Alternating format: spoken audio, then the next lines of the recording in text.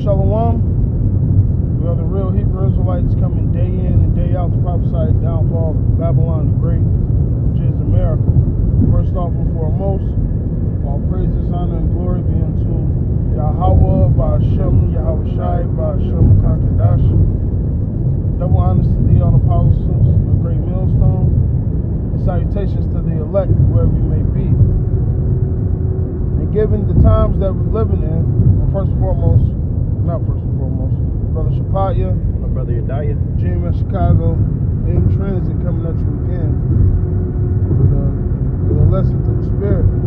And given the times that we're in, all right, Yahweh Bashim Yahushua is getting ready to set the elect on top and to end this kingdom of Esau, Edom. Okay? This is Nahum, first chapter, starting with verse 12. Wherever the Spirit takes us, it takes us. Thus saith Yahweh, though they be quiet, and likewise many, yet thus shall they be cut down, when he shall pass through. Though I have afflicted thee, I will afflict thee no more. So guess what? The curses is coming off of us, man. Okay? Isaiah talks about the Lord hiding his face for a little moment. Okay? But he said what? Affliction is not going to rise the second time. Ain't no more going through this bullshit. Alright? We're at the end of this thing, man. I don't know if you guys notice, or if you guys can't tell the signs of heaven to read the prophecies. This shit is over with, man. Our salvation is literally nearer than we ever believed. Okay? Verse 13. For now will I break his yoke off thee, and will burst thy bonds in sunder. Okay? Now, what yoke is upon us, man? Alright? The yoke of captivity. Now, at one point in time, well, technically, you asked me, we physically still slaves, man. You're over here in this country, you need a fucking passport, you need a license to do every fucking thing. Okay? Where's your papers, pretty much? Okay? But the Lord is taking that captivity off of us, man. By how? Alright? Flee ye Babylon. Alright? Getting out of that mindset, that American dream, that bullshit, that lie, that Babylon juice. Alright? And having our minds what? Refreshed with the Holy Spirit, with the actual knowledge of Yahweh Bashim Yahushai, becoming a what? New living creature. Okay? Verse 14. And Yahweh hath given a commandment concerning thee, that no more of thy name should be sown out of the house of thy gods. Will I cut off the graven image and the molten image, and I will make thy grave, for thou art vowed. And what is that? What's all the bullshit that Jake is into right now? All these weird doctrines, all these strange gods. Remember, we chose to go off. We chose to be like the other nations. Oh, we needed a king. Oh, we needed this. Okay? Most vile. You know why? Because Israel had it all from the get-go. They had Yahweh. They had his son too. Little did they know.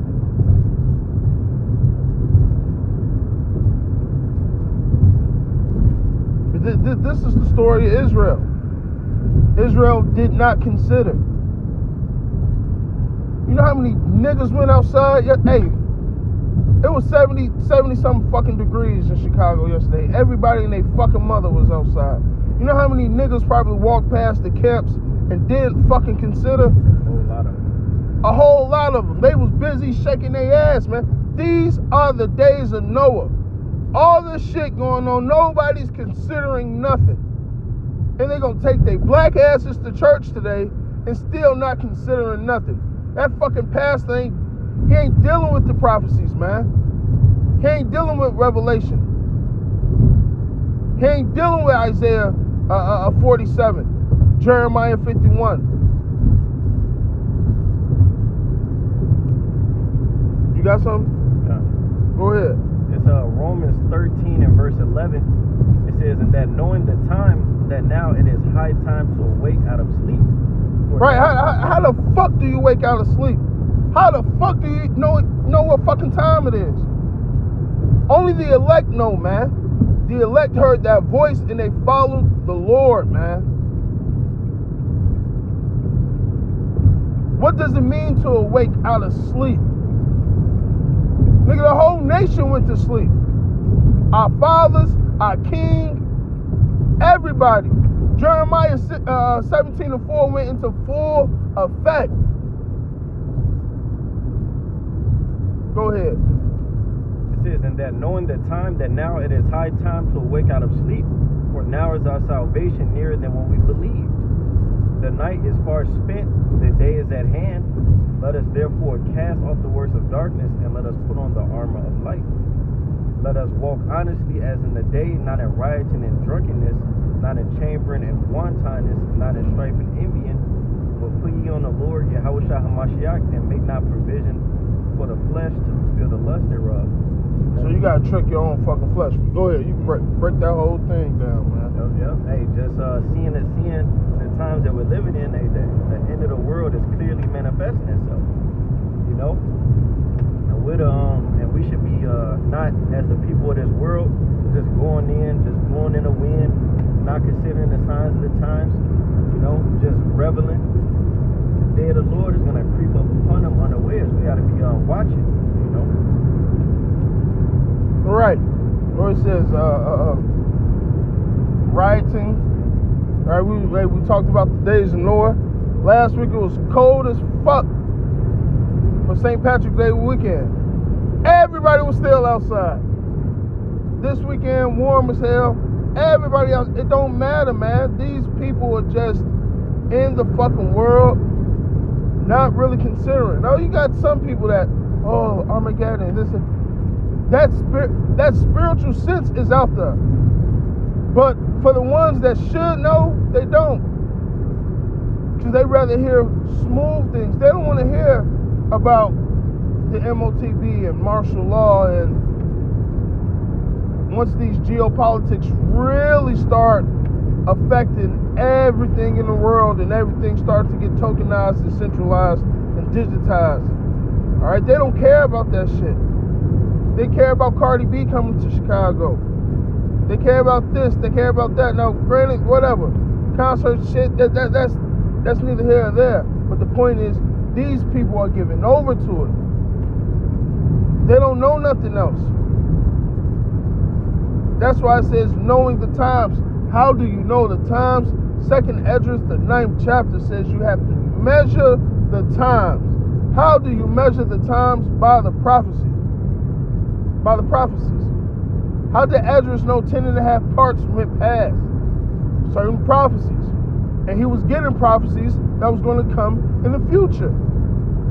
Babylon the Great was one of them. Baruch now, I'm going to the Apocrypha now, but Babylon the Great, all right, when you go into 2nd Esdras, the 15th chapter, 2nd Esdras, the 16th chapter, she's there. When you read Baruch, who's the scribe of Jeremiah, that 4th chapter goes into her. It talks about a she. It's Babylon. That she is America. That destroying mountain is America. The hammer of the earth, that's America. The truth of the 4th beast, all right? This is the same spirit of the white man. Just like it talks about the teeth of the leopard, which goes into his military might, fucking Greeks. Then you get to the Romans, it talks about the eagle and the talons. What does the eagle use the talons for? To kill, to hunt. So that's it's warlike nature. Esau once again. Now when you get to Babylon the Great, it's this he who made the earth to tremble. Who did that? Esau, Edom. Where did he do that out of? America. What is America? Esau's capital city of his world. Okay? And when Yahushua comes to sack the kingdom of his, all right, Isaiah the 63rd chapter, who is this that coming from Basra? Okay? Once this place go, everything goes. China's not coming up next. Russia, you not coming up next. You Edomites. You're going to be done away with too. That's the irony of this fucking story. Esau's going to fall upon his own sword. And the other nations are going to get a lick on him as well. All right, it's just how you knocking down a fallen giant. All right? This is, you got something? This is back to Nahum 1 and 15. This is full circle, this is spirit. Behold, upon the mountains the feet of him that bringeth good tidings, and publisheth peace. O Judah, keep thy solemn feasts, perform thy vows. Alright? And who is that? The prophets. Starting with the order of Melchizedek, Yahushua, man. Who is supping with us right now? Who's feeding us this knowledge? Yahushua, man. Okay? Who's out here bringing good tidings? Who's preaching the gospel? The prophets. How do you know it's high time? Because the prophets are out here telling you the prophecies. Why? Because Sirach 39 and 1. The prophets are occupied in prophecies. Now it doesn't say the prophets, but it says be occupied in prophecies. You know who's going to be occupied in prophecies? The prophets. Who was searching the scriptures for Yahushua when you read the New Testament? All right? The disciples. Matter of fact, how did they know that a Messiah was on the way? They were searching the prophecies. So how do we know Babylon the Great is going to be destroyed? Because we search the prophecies and we see if those things be so. We can see the dragon and the beast and the 10 horns. It's clear as day. Go ahead. You got something? Real quick, this 1 Corinthians 14 and 38. But if any man be ignorant, let him be ignorant. And the Lord, he has it what his truth is. He said, my doctrine shall distill as the dew. The Lord got the word of the Lord going out like water. It's everywhere. When dew covereth everything, man. So the wisdom of the Lord is everywhere. You niggas are just hydroponic. You can't absorb the water, man. Okay?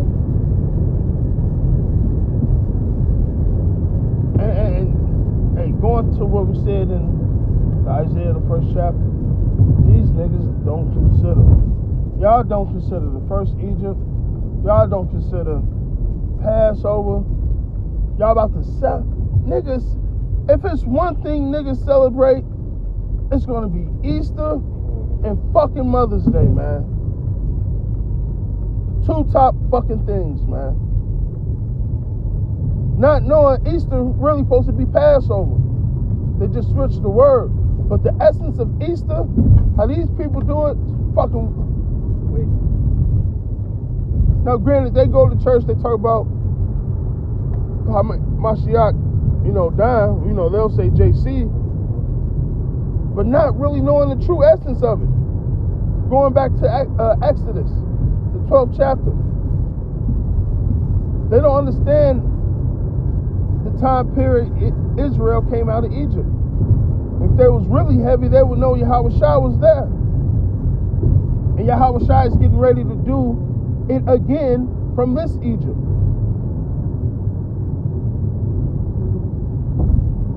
And what I said the other day, Mother's Day, this Queen of Heaven shit. The top two things they fucking celebrate, man. Not knowing you actually supposed to be celebrating Passover. Fearing the Lord. Thinking about what he did to Egypt. Thinking about what he's going to do to this place. Like Jeremiah speaks of, no longer should they say, Yahweh liveth that bringeth us out of the land of Egypt, but bringeth us out of the land of the north, which is Babylon the Great. So this place has to go down with great destruction, with great violence. And like the brother said earlier, according to 2 Ezra's 9th chapter, the ending is being made manifest. Simply put. Anything else? Go ahead. This Wisdom of Solomon 10 and verse 9, but wisdom delivered from pain those that attended upon her. You know? So hey, taking heed to the fear of the Lord, the wisdom right now, that's gonna save you from the hurt that's to come. But hey, vice versa, if you're not listening and watching and waiting for the Lord now, all the plagues to come, you're gonna be overtaken by them.